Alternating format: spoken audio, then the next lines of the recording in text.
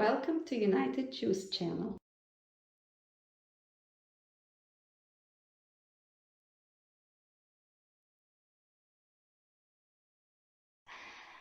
The goal of this discussion is to come up with solutions so that everybody is comfortable, everybody is a friend, and together we all want the best for our country and for our state. So I guess I can start. Okay. So my expectation when Biden wins the election in November, it will bring attention of the country back to California, considering his running mate. And it will allow California to have more say at the discussion table of the future decision making, especially around forestry service, as we all experience now living through the fires, and we hear the administration in Washington blame the California governor for mismanagement of the forestry lands, not realizing the fact that 75% of the forestry lands actually belongs to the federal government. So at the minimum, I expect the responsibility, ownership for the management, or rather mismanagement, of the forestry service. That's at the minimum. Additionally, I also expect another situation that we've been living through recently. I don't know if anyone's been affected. The rolling blackouts that started again this summer, last week or whatever. The realization that there is not enough generation nor storage capacity of electricity in the state. I am expecting, so again, expectation is that with California in the limelight, more aggressive approach would be done in order to add additional generation power, expand existing transmission lines, maybe more accelerated conversion to all green power. Most likely we'll have another discussion on the possibility of nuclear power. So these are the two things that I am definitely looking forward to: forestry and electricity. Okay. Anybody wants to add? Yeah, I think these problems are completely out of control for federal government, so don't expect the federal government to really be those problems to be in focus. On general picture, I think that Biden and Democrats in general will probably move in the direction that our society moves in general. It's more inclusiveness and more acceptance of different social groups and minorities and etc. So we will see a lot more efforts to actually incorporate different interests and harmonize them. This is something that was quite completely lost under Trump administration, I would say. And I would even dare to say that in very few years, Republican Party will forget Trump completely. Every active politician will distance him or herself as much as possible from Trump, because Trump actually,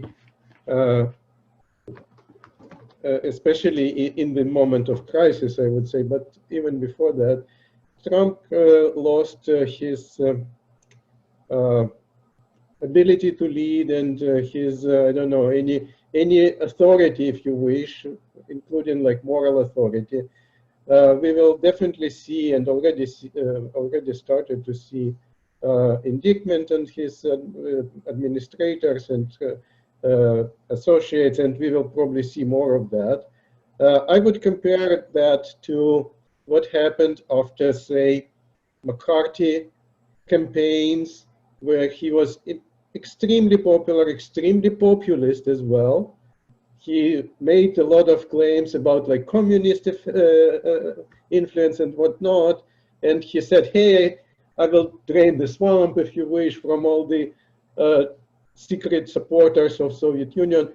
And then he lost the supporters up to the point that the very Senate forbade him from speaking for a few years.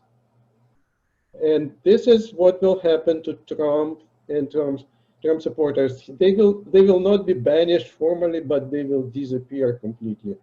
In 2 years, no single Republican running for office will not mention Trump at all. So that's my belief.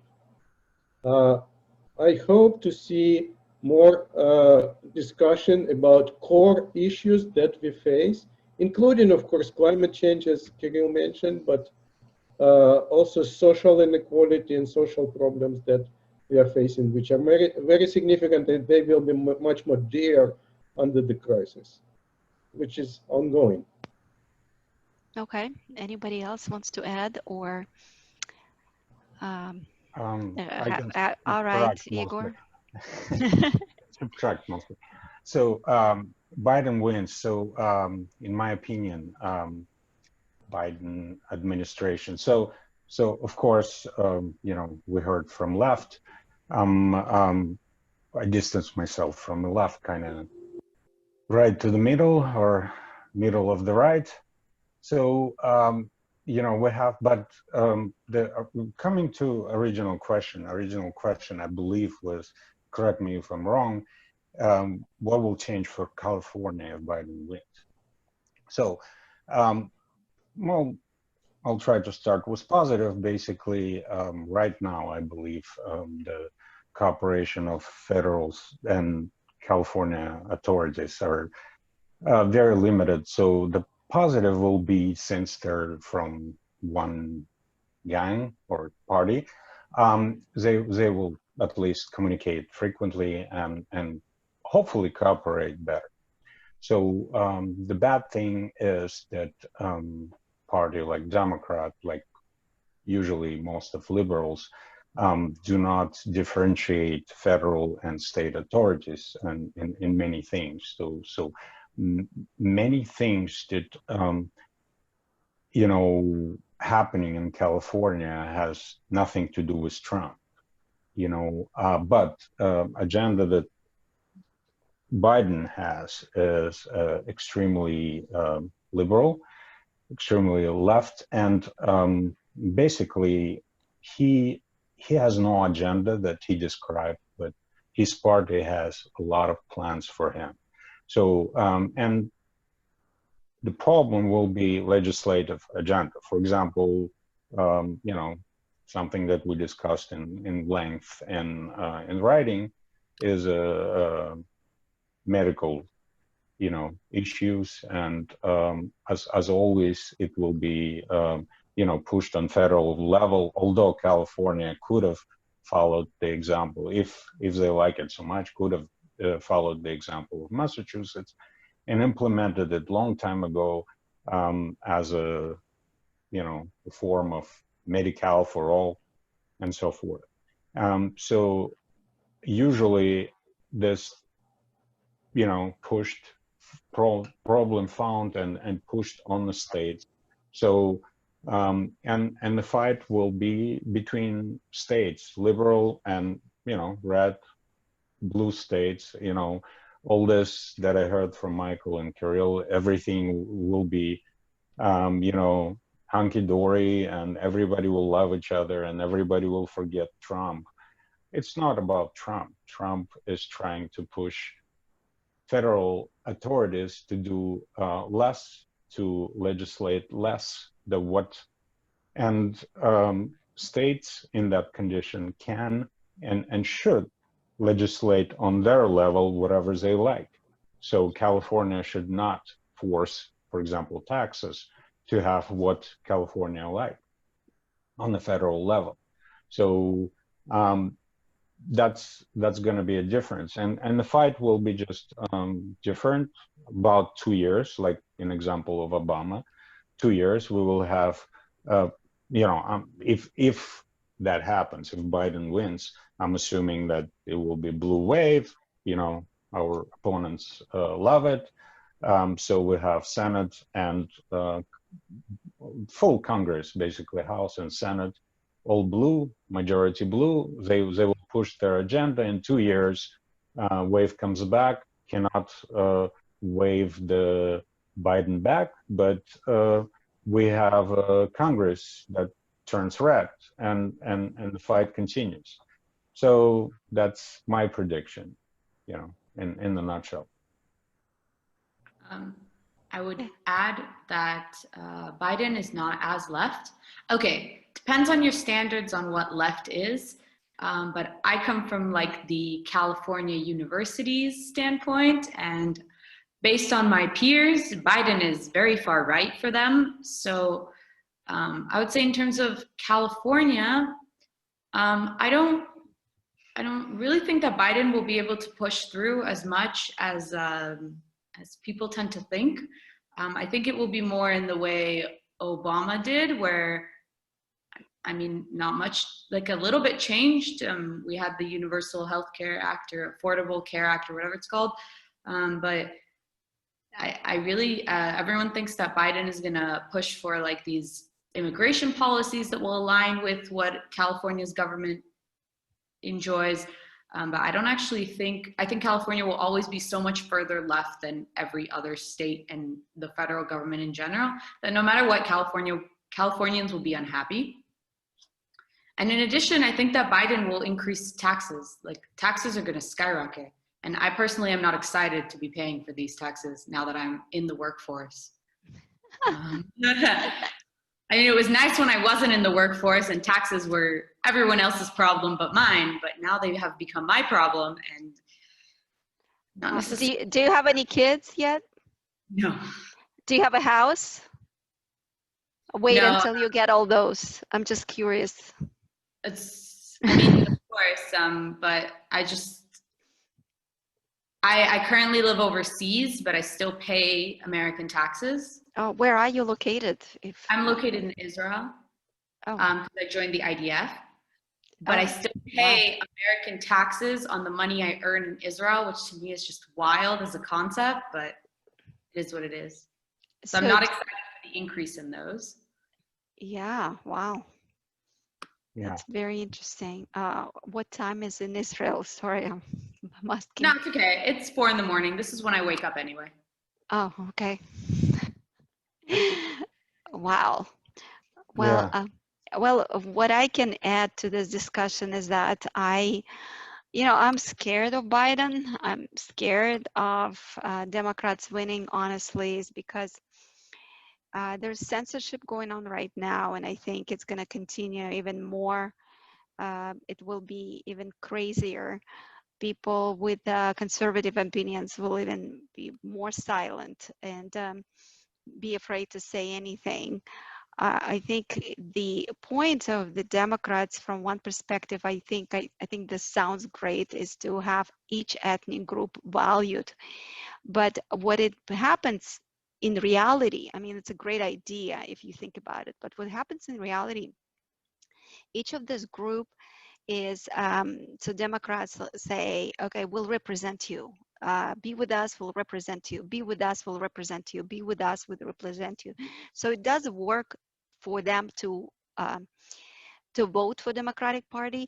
But if you think, regardless of all of this, I really, many of people right now are so becoming like, do we even care how the person looks like? Nobody wants to see this. Nobody cares anymore. We just want all people be the same and equal, and it divides us even more. I mean, I think it's maybe the great idea. Maybe it was a good policy for 20 years, right? To have the diversity department in every university, on the, on who accept, who not accept to the college, great, who accept to have a job, not to have a job in a corporation. And all of this, it was a great idea for a while, but it didn't stop. It became permanent. And you know what happened is, all of the laws that are being created, there's got to be temporary laws, not permanent laws, because once you start this machine, it never stops. The war is going to be going on and on forever, this racial war. You know why? Because we have all of the resources in place. It's going to go on and on and on and on, because nobody will stop it. Nobody will fire people, at the corporations whose only job is to make sure everybody's diverse. You know, nobody will fire people at universities who are, you know, that's the only job for them to do just the same. So I'm thinking the machine is huge right now, and it was a great idea to do for a while, but right now I think it's been okay. It's okay now. It's like, don't make it crazier. You have to stop it, otherwise we'll never be all equal. There's no chance for us to be equal with all of this in place in this huge machine working, because it's only going to divide us even more and more and more. That's my idea of equality. Yeah, Hear yeah, you loud and clear. Yeah. And I hear your frustration with the system of forced equality, as I say. That's what you're trying to in like diversity departments and whatever. The idea why they exist is actually a central idea why we have inequality in this country, because we still, no matter how many years passed since the civil rights movement, we still do not value people as people. We value people as one people versus other people versus one color versus other color. So maybe we should stop talking about colors. If we don't talk about colors, we eventually, maybe the problem will disappear. Once we put our access on color, right? Color, color, color, color, it will never go away, because it's always on our mind, right? So this is why, I mean, the movement, okay, BLM movement has maybe good intention, but what it's doing, it's actually not that effective, as I would say, because is there an end to it? Okay, show me what's in your mind the perfect society. Explain, will we ever get there? What is in your mind is perfect society? Should we ever call a person black? Or maybe it wouldn't matter anymore. You know, it doesn't matter. Very good question. So should we ever have a perfect society? There is no such thing, because perfection is in the eye of the beholder. Your perfection view may differ from mine, may differ from anyone else, even on this conference call. But what we can work toward, we can work toward the possibility of treating each other as on equal basis. Once that mindset sets in, then we can actually state, there's no black person in front of you, there's not a white person in front of you, and there's not a Asian, whatever, sexual minority, disabled, there's a person. Treat them from equity standards, as everybody has equal amount of, everybody's perfect but and there are complete. no standards. There are no standards for this treatment. Yeah, so exactly. So in order to achieve that, the idea that everybody should work toward is every conversation, every relation, you come into this conversation without being held to a particular outcome.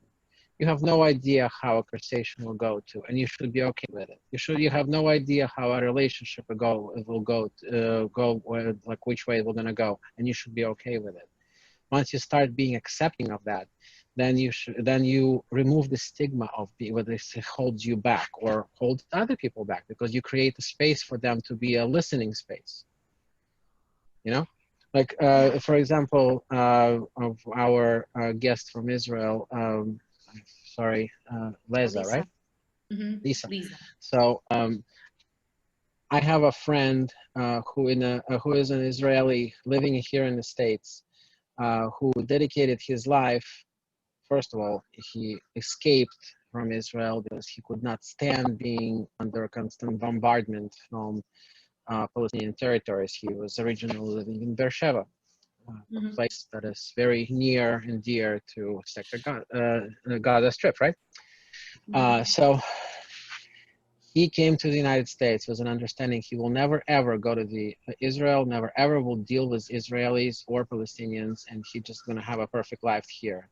Only to realize that that this was the space that he needed to create a conversation where he actually holds workshops in Israel where people from PLO, people from Gaza, people from Knesset, they all come together to discuss things. He is actually backing a project right now that he is building together with a Palestinian businessman to build a city of the future. I think forgot the name of it right now. I may remember what it is, but there is actually a city that it's a brand new modern city being from ground up with an American objective, how like what the city should look like, and it's meant to be a first ever man-made, like first ever city that is built on a territories. This So, is a great example of, you know, I hope this project will be implemented, and I hope that people's it mentality exists. will change. Well, people's mentality should change. You know, I think in Israel and you know, Palestinian authorities should do the same for their people as well. You know, so. And that's only and the only way how it happened is he stopped listening to Palestinians as Palestinians. He stopped listening to Israelis as Israelis. He started listening to people as people. And that created an opening to create an opportunity to go forward. And that's exactly how this, in this country, we need to stop listening to people we need to stop listening to a person as an individual. We need to start listening to people as a society. We are a society, we're not individuals. I agree with you, but what we're doing is a complete opposite. We talk about BLM as a separate, everything's separate. You have to, you can't say it. I agree. Like in, you know, all lives matter is a bad, you know, Black Lives Matter, you know, so this is like, we become separate, you know, I don't know. There's no, it's a bad future with this mentality of separating people. I think you you have wrong conceptions about BLM movement and political correctness and other issues. It's hard